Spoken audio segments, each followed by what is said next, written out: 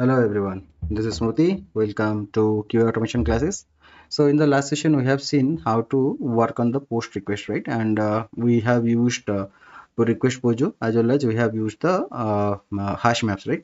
And as well as we have seen how to do the proper validation instead of going with the contents and parsing the entire response as a string and finding something in it, right? So that is not the actual way of doing assertion. So you have to use the JSON path, and to the JSON path object you have to pass the response as a string, right? Response dot as string, and then you can use the JSON path to get that particular object's node value, right? And then with your expected value you can do a assert dot assert equal, you can give your expectation comma and the actual one what you are going to retrieve from the response through the JSON path. Okay, so that's what we have seen in the last session. Okay, so today before going with the other operations like we have patch and put and delete, okay, all those HTTP request methods are there, but before doing that I want you to show one I want to show you about how to move the common things into the particular class. Okay, so what we will do, so what I'm planning, so we have here, if you see, we have the utilities. Okay, so in your automation utilities or utilities package, right, we can have a class. Okay, let's say call it as base class or base steps. Okay, so and in the base steps whatever the common methods are there we can have it, right? So let's say we will read the config.properties file, and then we'll construct the base URI. Okay, so I'm talking about the base URI, not yet talking about the endpoint. Okay, so base URI is constant. Okay, so if you see the base URI in your config.properties, it is localhost colon 3000. Okay, so localhost colon 3000 is the base URI, and every time this is constant, it is not going to change. Okay, so it is going to be used by all other feature files. Okay, because first thing is you have to construct the endpoint where you want to hit for user post. If you go here, right, so we are in the user posts or posts. Okay, this is one of the endpoint. Another endpoint is the comments, right? Localhost colon 3000 slash comments. Okay, these are nothing but your path parameters. Okay, these are the and here profile slash profile, these are nothing but the resources. Okay, so after base URI and resources it will give you the endpoint. Okay, so similarly errors is there, right? So if you go here you can see slash errors. Okay, so these are the things. So what we are going to do, this localhost colon 3000, okay, this is going to remain constant, that is nothing but the base URI. So base URI plus resource, you will get your endpoint. Okay, so now what we are going to do, and again one more thing I want to show you. Okay, so let's say posts. Okay, so in the user post it gives me all the posts. Okay, whatever 33 posts are there, it is going to give me all those information. But if I want to see a particular post, right, so let's say title 4, or we can go with the 30 or 4. Let's go with the first 4. Okay, so I'll show you slash 4 or slash 1 or 2, anything you can say. Okay, so let's say slash 4. Okay, so when I say slash 4, what I'm going to see, I'm going to see only the id4 object. Okay, so for the id4 object, whatever id, title and author is there, that we can do. Suppose you want to verify a particular value, let's say your validation is verify the title is QA automation classes and author is Smriti when ID is equals to 4. So let's say there is one requirement like this. You have to validate title is this one and author is this one when ID is this one, right? So that validation, how you will hit the endpoint? You have to construct the endpoint localhost colon 3000 slash resources posts slash 4, the ID, whatever ID you want to pass. Okay, so this is how you will construct the endpoint. Okay, so always endpoint construction we will do in our API class. Okay, so for posts API class, right, so if you see there we have an API class called the user post, and in the user post class we are going to construct the endpoint. Okay, so here we are going till the posts, here you will see everything, right? But if you want to construct it further for a particular ID, right, so again we can see base URI plus slash resource plus again slash that ID we can pass. Okay, so when we pass that ID, let's say plus ID's value is 4, so localhost colon 3000 slash posts plus again slash we will have 4. This is what is going to get constructed, right? So this kind of endpoint construction you should ideally do in your particular API class. Okay, user post, suppose there is a error, errors, and we saw comments, errors, right? So all those will have the separate page classes for them, right? So one for the comments, one for the profile, one for the errors, right? So actually endpoint construction should happen there. Okay, you should not put this into the base step. So what can be pushed into the base steps now? So your localhost colon 3000, the base URI part. Okay, reading data from the config file, right? Your properties file, that is common, right? So every time this is not going to change. This is common across everyone, right? All the feature file, whatever you are going to use or whatever you are going to design, they are going to use this localhost colon 3000 as the base URI, and on top of that they will add the resource, and they will add the whatever other parameters are there, and then they will construct the endpoint. Okay, I hope it is making sense. Okay, so now we can move this part to a base steps now. Okay, so let's create a class called base steps. Okay, you can say base class or base steps, whatever. So I like to call this base steps.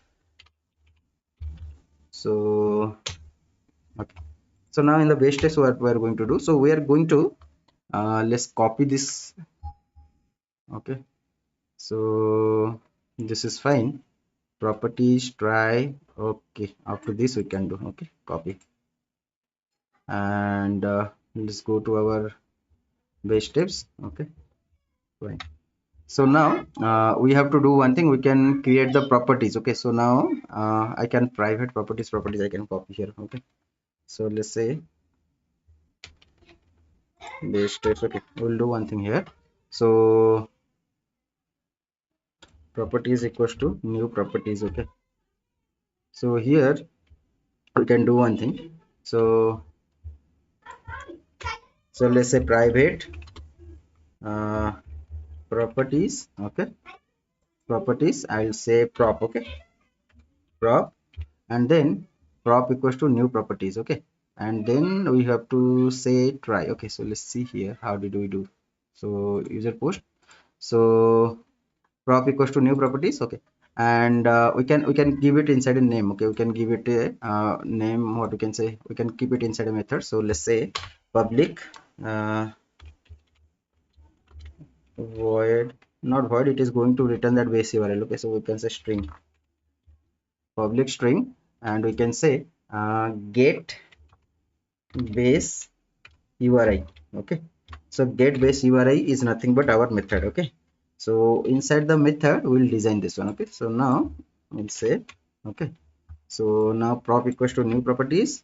Awesome, and then we are going to have the try catch block. Okay, so forget about try catch, let's try to load this one.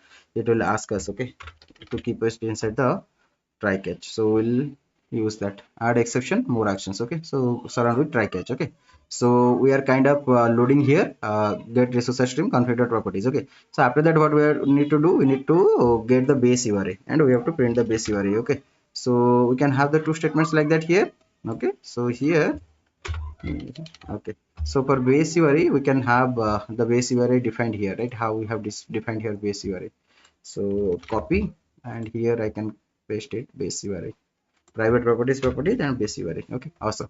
So now the errors are gone, so I can get rid of this one. We have already implemented there, right? What is the error? Missing return. Okay, so now we'll return that add return statement. Okay, what we're going to return, we're going to return the base URI. Okay, because it is in the form of the string, it is going to return the base URI. Okay, so now this is done. So now what is the modification we need to do the API class? So let's go to the user posts. Okay, so user post, we can get rid of this base URI from here. Okay, done. So properties, reading properties, these things we can get rid of them. Awesome. So now what we need to do, we need to create the base steps object. Okay, so I can say that this extends, we can extend the base steps. Okay, base steps. Okay, base steps. Okay, so now we are extending the base steps, so all the classes and whatever the variables and methods will be accessible over here. And here we can do one thing, we just sets endpoint, so we can make it as let's make it as a static, I believe, so we can directly call it with the class name. Okay, okay, so now what is that, let's go to the base steps. Okay, so here we have to make it to the base steps, right? Sorry, my bad. Base steps, give the class name. Okay, done. So now we need to call this get base URI method. Okay, so let's do one thing. So we can extend and okay, so public set user post endpoint string resource. Okay, and here we can say base types.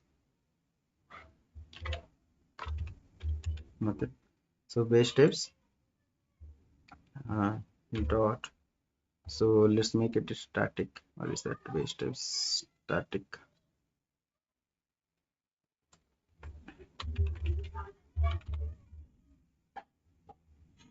So let me see. Okay, so we can do one thing. Okay, so let's see. So what we're going to do here, so base types, let's not extend the base types now. Okay, we'll just create the object of the base type. Okay, so public void set user post endpoint string resource. Okay, so so let's first create the object for the base types. Okay, so base types, here I can say private. Okay, private, so let's say base types. Okay, and we can give the reference variable name, let's say base types. Okay, so this is the name. So now I'll say base types equals to new base types. Okay, so I'm creating the base types class object here, and with the help of this base type, right, so base URI is not here, right, so what we are going to do, we are first going to not base URI, so here I'm going to call that method. Okay, so base types dot, okay, endpoint equals to base types dot get base URI. Okay, get base URI plus slash then resource. Okay, so we don't have to use the catch now, right? Awesome, so done. Okay, and endpoint is constructed over here, right? So what's the issue? User post step definition, right? Set user post endpoint, this should remain same, right?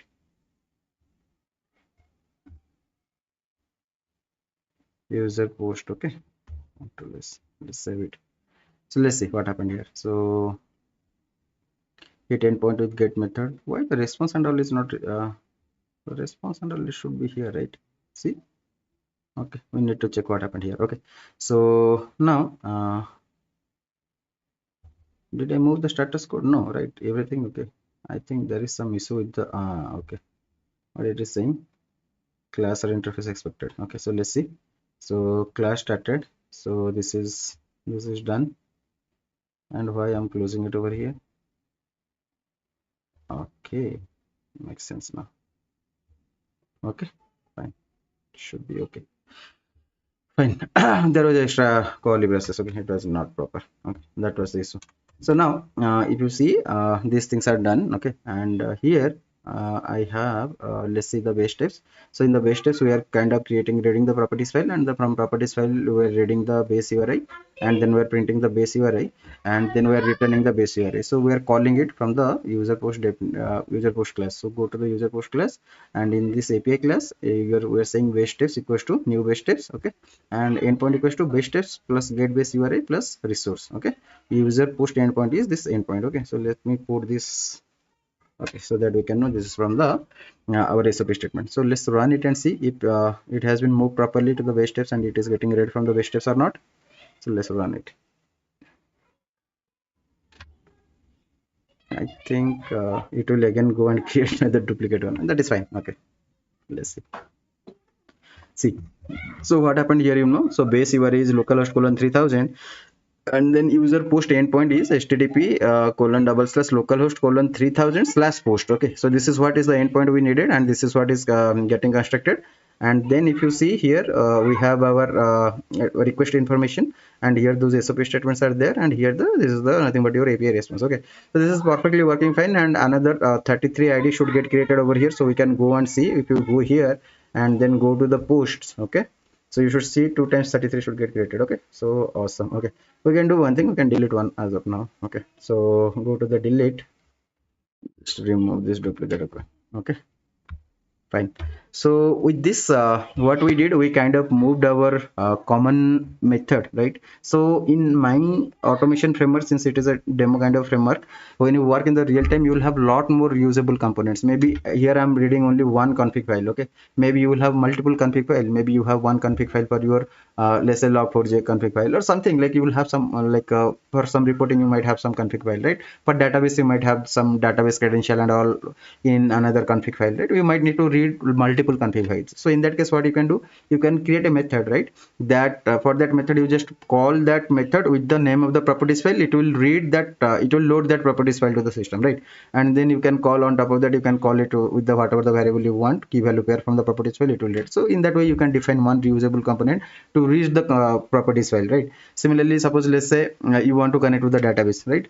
And your database is parameterized. Suppose you want to connect to the QA or UAT or dev, right? So similarly, what will happen? So you will have some code like if the system.get properties, if you are getting from the command line argument as the dbs QA, then go and connect to the QA database. You have the database server name with the username and password. So those things can be put into your base steps, okay?